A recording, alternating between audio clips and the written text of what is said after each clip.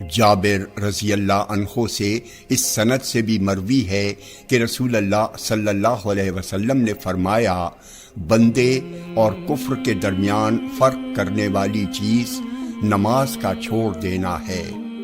جامع ترمذی حدیث نمبر 2620۔ عبداللہ بن مسعود رضی اللہ عنہ کہتے ہیں کہ رسول اللہ صلی اللہ علیہ وسلم نے فرمایا، کیا میں تمہیں ایسے لوگوں کی خبر نہ دوں جو جہنم کی آگ پر یا جہنم کی آگ ان پر حرام ہے؟ جہنم کی آگ لوگوں کے قریب رہنے والے، آسانی کرنے والے اور نرم اخلاق والے پر حرام ہے۔ جامع ترمذی حدیث نمبر 2488۔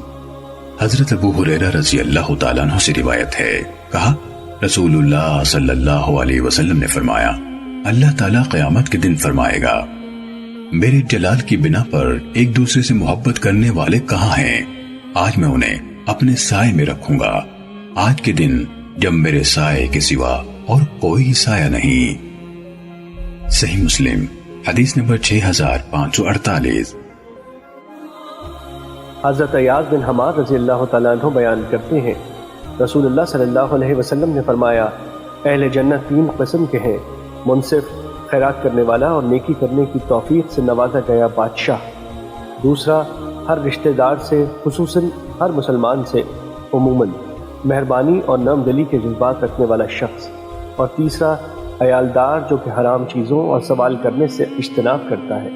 جبکہ جہنمیوں کی 5 اقسام ہیں: وہ ضعیف جس میں عقل نہیں، جس کے ذریعے وہ بری بات سے بچے، وہ لوگ جو تمہارے ماتحت ہیں جنہیں حلال اہل و عیال اور مال کی خواہش نہیں، خائن شخص کے اگر اس کے دل میں کسی معمولی سی چیز کا طمع پیدا ہو تو اس کی خیانت کر لیتا ہے، وہ آدمی جو صبح و شام ہر موقع پر تیرے اہل و عیال اور تیرے مال کے بارے میں تجھ سے دھوکہ کرتا ہے، اور آپ نے بخیل یا جھوٹے کا ذکر کیا، اور بد اخلاق جو فحش گو ہو۔